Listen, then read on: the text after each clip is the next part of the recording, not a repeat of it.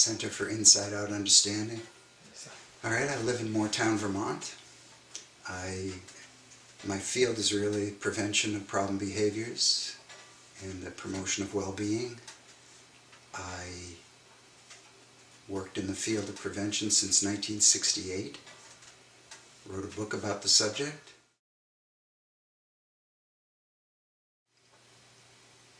To me, mind as a fact is the fact that we are alive, that there is some life force in us.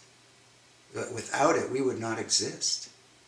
That it's connected to the energy that's behind all life. And, it's a clear fact that there is some life force in us, because without it, we would be dead. We wouldn't be able to experience anything. That is a fact. Now, what that fact means for our lives, that's a different story. But just to reckon with that as a fact. Secondly, it's a fact that we have consciousness. That without consciousness, we would not be able to experience life. We would have no awareness of life. That's a fact. Thought. It's a fact that we think. That we have this creative gift to come up with anything in our minds. Now, what people don't realize about these three facts is that we can have no experience whatsoever that isn't our own thinking coming into our consciousness and giving us, drawing from all possibilities of mind. And giving us whatever we are experiencing of life. So, people think that we get a direct experience of life from whatever's in the outside world, like the situation you find yourself in, or the circumstances that surround you, or other people, what they do to you, and how we take those in, and that gives us a feeling. That's what people think. That we take those things in from the external world, and it gives us a feeling, and that it's reality. And when people realize that that's not the way it is, that whatever feelings we get out of life, whatever feelings we feel in life, and whatever we are seeing as reality is not reality with a capital R, but it's only our creation of our reality with a small r. And those realities can be at any one of a zillion levels of consciousness. And the other part of it is the fact that mind, being universal, is, it's the energy of all things, so it covers all things. It also, if it's all things, it's also one. It's really hard to wrap one's head around that. It's all and it's one. And as one, it's the purest part of itself. So that means that it contains, I don't know if that's the right word, but as it has as part of it, it is pure peace of mind. It is pure, or I should say pure peace, because it's bigger than our minds. It's pure peace, it's pure love, it's pure wisdom, it's pure understanding. And that is what comes into our consciousness pure.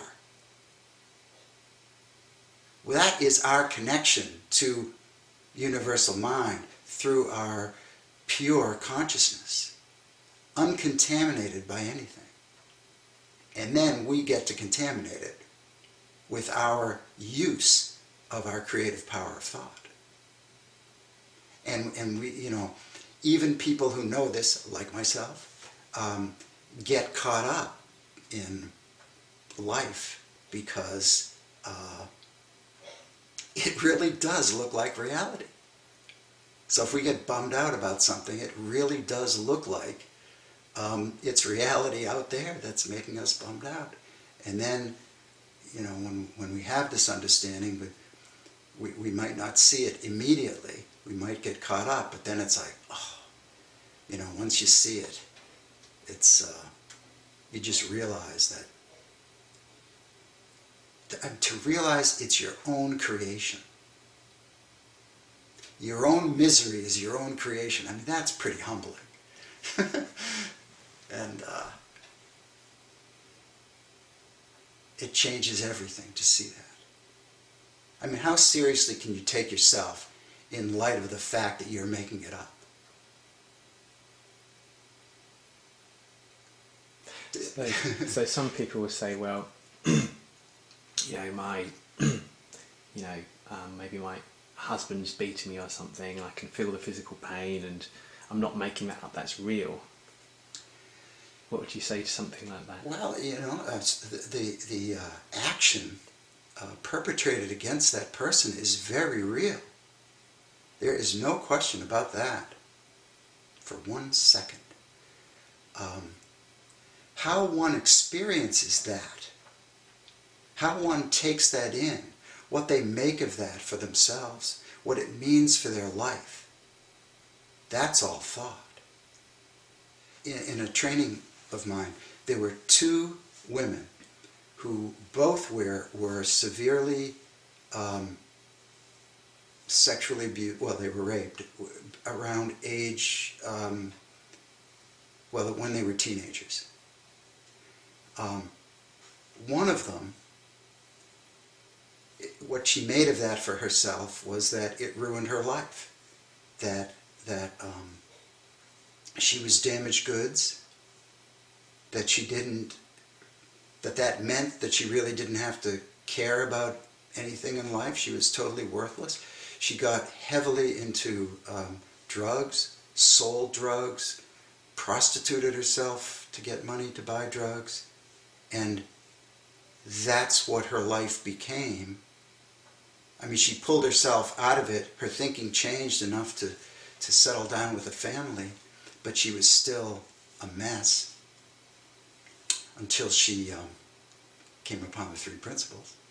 But the other woman said to herself, you know, that was a really horrible thing that happened, but I am not going to let it ruin my life. And she lived her life as if her life, that she was fine.